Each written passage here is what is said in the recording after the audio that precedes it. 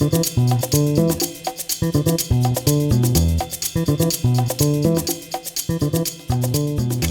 dobry, witam Was serdecznie. Kolejna realizacja i znowu Jarek przy komputerze. No tak, ale nie gram, nie. Zabieramy się za pracę, którą powiedziałem, że wykonam, czyli bierzemy udział w corocznej imprezie, którą organizuje The Wood Whisper. Jak widzicie, plany są wykonane, wszystko było dostarczone i wykonane przez Marka i jego znajomych. I tutaj widzicie zarówno plany w SketchUpie do ściągnięcia, jak i plany w PDF-ie. I tutaj tylko zastanawiałem się nad jedną rzeczą. Pies czy kot? Pies czy kot? Pies czy kot? Tak jest. Bierzemy się i zrobimy tą podstawkę na jedzenie dla kotów, ponieważ psów u nas póki co jeszcze nie ma. Litka przeszła się do sklepu i wybrała takie oto pojemniki. Oczywiście było to zbyt duże. Te plany, które były wykonane przez Marka, były dla sporych psów albo dla jeszcze większych psów. Tam były dwie opcje. No i tutaj postanowiłem, że zrobimy dokładnie bazując na tych planach, ale oczywiście zdecydowanie mniejsze, no bo co jak co, ale koty troszeczkę, przynajmniej nasze, są mniejsze niż psy. Pomniejszyłem, wymiary jak widzicie są posprawdzane i możemy ruszać. Dębina. Tym razem wykonam to z dębu. Kolejne deski, jak widzicie, to też był opał. Tak jest. I tutaj podpowiem, dlaczego się tak wysilam. No niestety struganie 3-4 mm na grubości przy takiej szerokości desek nie jest proste. Ale kiedy jedna strona jest przestrugana na wyrówniarce, później już łatwizna, skok na grubościówkę i zbieramy z drugiej strony. Tutaj będą mi potrzebne chyba 3 grubości desek. Tak, i tutaj mam najgrubszy element, to będą nogi 30 na 30. Również wcześniej było to zrobione na wyrówniarce, teraz rozcięte i skok na grubościówkę. A teraz cięcia poprzeczne, czyli pilarka stołowa. I tutaj powiem Wam od razu jedną rzecz, że skalowanie w dół takich planów wiąże się z jednym, że wszystkie te detale są po prostu malutkie. Sami zobaczycie też, że nie będzie to takie proste, jakby się mogło wydawać. To jest główny element, największy, czyli góra tej podstawki na pojemniki. Grubość 15 mm. I tutaj jeszcze wycinam listewki, które będą łączyć nogi. To już zupełnie maleństwa. 3 takie listewki spokojnie mi wystarczy, żeby powycinać z tego te detale. Będą one chyba 9 na 18 mm, takie wymiary mi wyszły. Więc jak widzicie, zrobiłem jedno struganie na grubości, teraz obróciłem o 90 stopni i zbieram tą drugą grubość. No gdybym miał to robić ręcznie, to myślę, że troszeczkę by zeszło. No i widzicie już na stole jest to ułożone, jak to będzie wyglądało. Teraz znowu cięcia poprzeczne tych łączników. Takie cięcia akurat to spokojnie można było zrobić z łapy. No i właśnie, pierwsza przymiarka, tak to wygląda. Jest ok. No i teraz Mark wymyślił, żeby te łączniki nie były proste, tylko spodnia część ma być taka zacięta, właśnie widzicie, takim promieniem. Dlatego na biegu zrobiłem sobie taki przyrząd. Tam jest, ten liniał jest około milimetra gruby, więc dosyć twarda, ale sprężysta stal. Ściskając to ściskiem robi nam się ładny łuk i dzięki temu możemy takie krzywizny osiągnąć i przerysować już na drewno. Oczywiście sposobów na wykonanie tego jest od groma. Możecie naprawdę uruchomić waszą kreatywność i zrobić to w dowolny sposób. Mark ma takie listewki z naciągiem. Też fajny sposób, ale właśnie tutaj ten detal jest naprawdę malutki i trzeba się troszeczkę nagimnastykować. No i teraz samo wycinanie tego. Tutaj dwie listewki razem, mała pilarka taśmowa i prawie, że słuchajcie, cięcie, no czuję się dosłownie, no ten zbiór, słuchajcie, tutaj był, nie wiem, około 2 mm może. Nie, sorry, 3. Pamiętam, bo listewka miała 18 mm, a w największym miejscu, jakby tam, gdzie ten był zbiór, to był 3 mm zbiór. No i teraz zacinanie jeszcze pod kątem nóg, ponieważ tam też nogi miały mieć zacięcia właśnie takie pod ukosem z dwóch stron, więc zrobiłem sobie taki szybki przyrząd na pilarce ukosowej. Wystarczy włożyć nogę, docisnąć i zaciąć. No i zobaczcie, że ten odcinany element, ten taki naprawdę malutki klinik, on już latał po warsztacie, więc trzeba uważać przy zacinaniu takich elementów. To jest po cięciu. Jak to wyrównać? Na przykład ośnikiem. Można to zebrać zgrubnie. Tutaj nóż, mimo tego, że ośnik już miał stopę wypukłą, no to troszeczkę zabawy z tymi detalami było, żeby to po tej pile taśmowej wyrównać, później wyszlifować, czyli krótkie, elementy długie.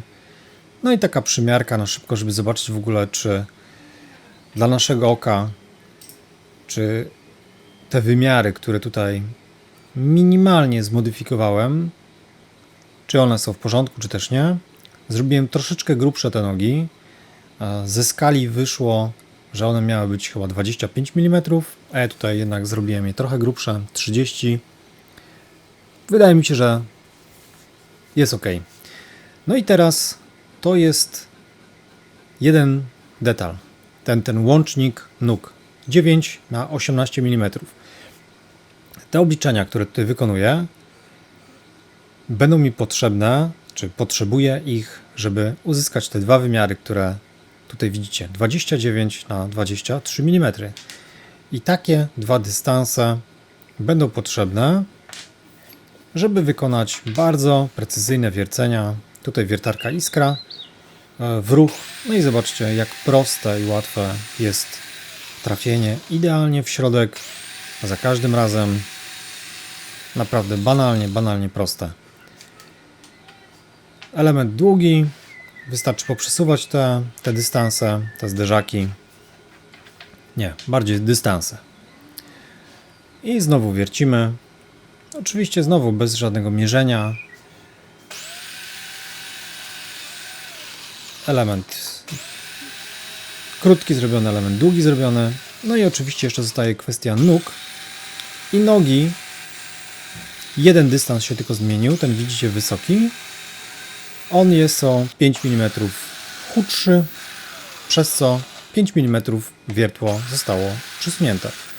Wiercenie z lewej i z prawej strony też również Wam pokazałem. To było tylko lustrzane odbicie, czyli wtedy zamiast jechać wzdłuż na przykład lewej ściany, jedziemy wzdłuż prawej ściany. I tyle w temacie. Teraz kwestia wytrasowania otworów pod te miski metalowe, czyli znalazłem środek deski, mam średnicę, tutaj akurat średnica tych misek, czy otworu, które mam wykonać, to będzie 120 mm. No i teraz próbuję tutaj to rozmierzyć. Tak będzie źle, Jarek, ponieważ bym zawadzał o te boczne łączniki. Czyli przesuwam o 20 mm i teraz będzie wszystko w porządku. Oczywiście to trasowanie, które tutaj wykonuję, nie jest praktycznie potrzebne do pracy, bo za chwilę wykonam to frezarką, ale dla oka, żebyście widzieli, jak to będzie zrobione. Czyli środek do wycięcia.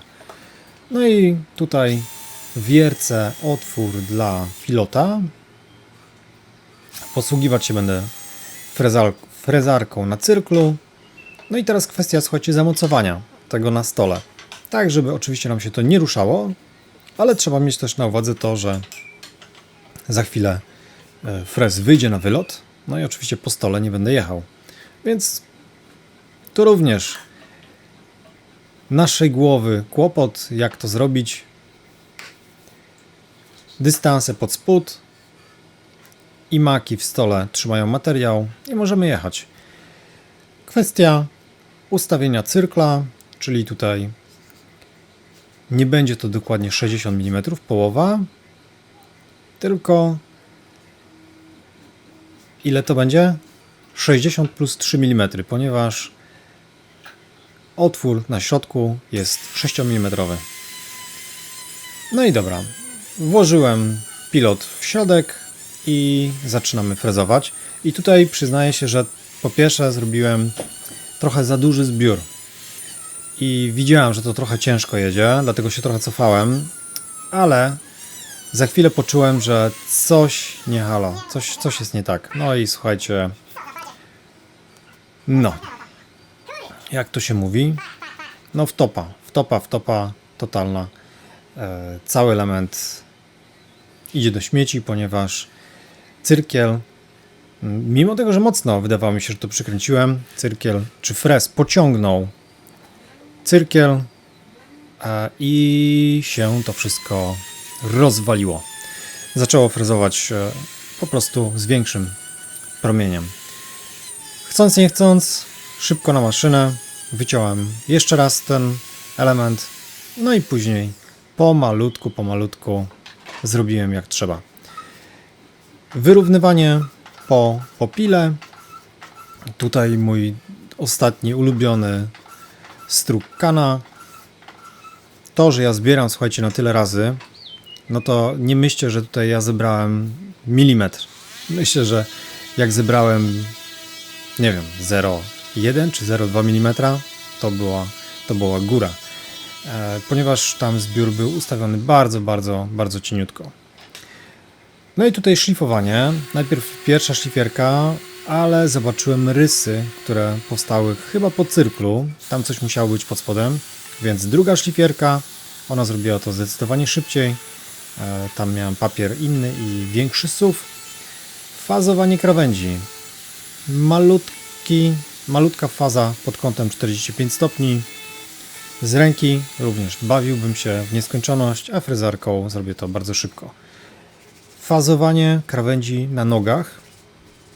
No tam już nawet, słuchajcie, dla tej frezarki to jest za mały detal, więc klocek i jeszcze szlifierka również.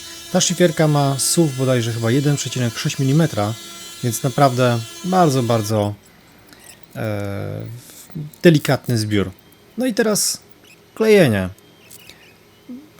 Nie chciałem się z tym bawić, więc chwyciłem po klej cyjanoakrylowy, który naprawdę to szybko zwiąże. I kwestia wbicia kołków. Oczywiście patrzę tak,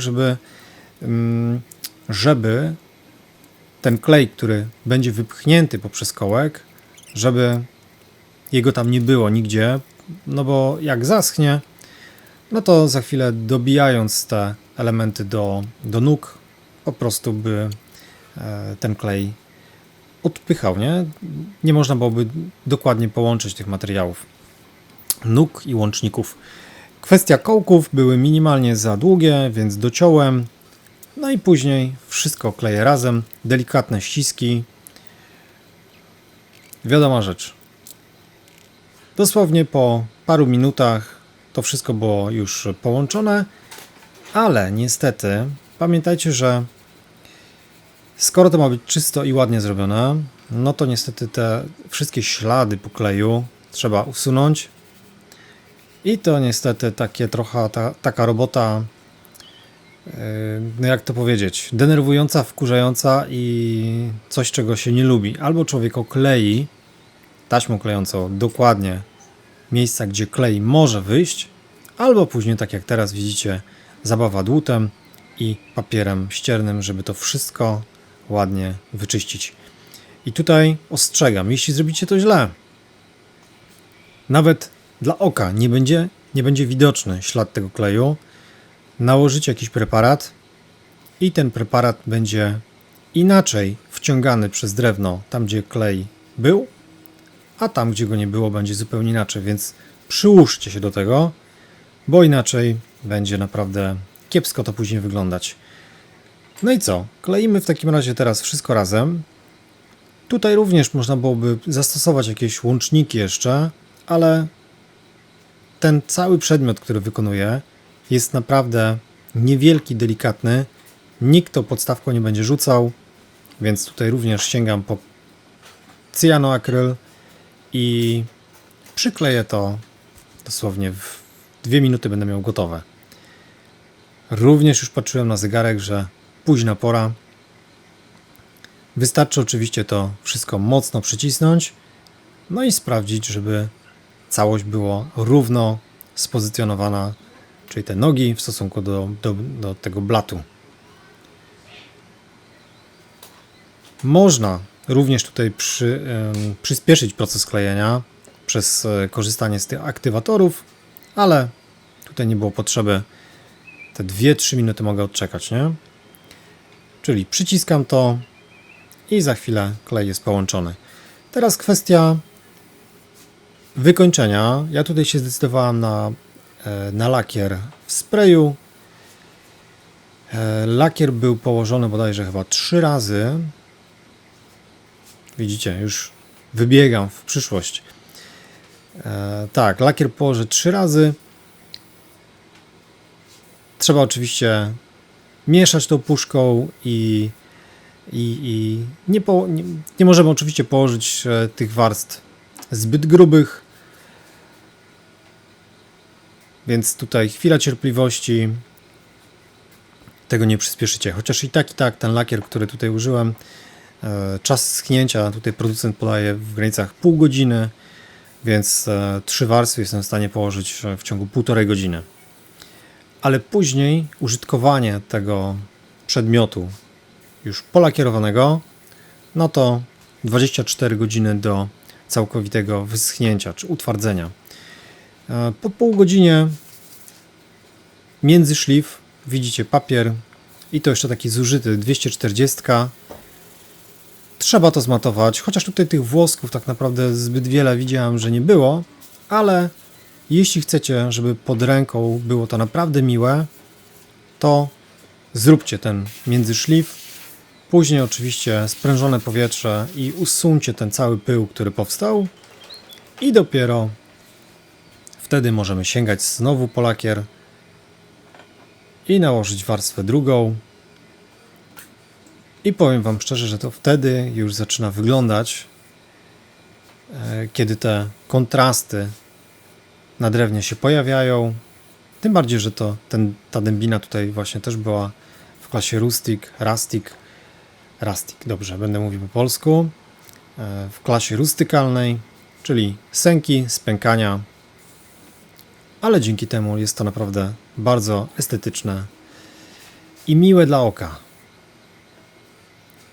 Takie jest ostatnie pociągnięcie i kolejne 30 minut i później jeszcze raz to samo wykonałem. No i efekt końcowy, a nie, to efekt początkowy. Kawałek drutu, no, wylądowało tam, gdzie powinno, czyli w śmieciach, a tutaj mamy piękną, dębową podstawkę, stolik, jadalnię dla naszych pupili. Oczywiście pracy było tutaj sporo, ale tak naprawdę to jedno popołudnie spokojnie wystarczy Wam, żeby taką rzecz zrobić. I myślę, że na długie, długie lata będzie to wyglądało dokładnie tak jak teraz. Myślę, że to też dzięki powłoce lakieru raczej nie powinno się z tym nic dziać. Jak wam się podoba? Myślę, że wyszło bardzo, bardzo, bardzo estetycznie. Także dziękuję za wasze wszystkie komentarze, lajki, dislajki, komentarze. Piszcie. Dziękuję jeszcze raz wam za to. Mam jeszcze jeden pewien pomysł w głowie, co zaraz się o tym przekonacie. Zobaczycie, co jeszcze wymyśliłem. Do zobaczenia wkrótce. Cześć.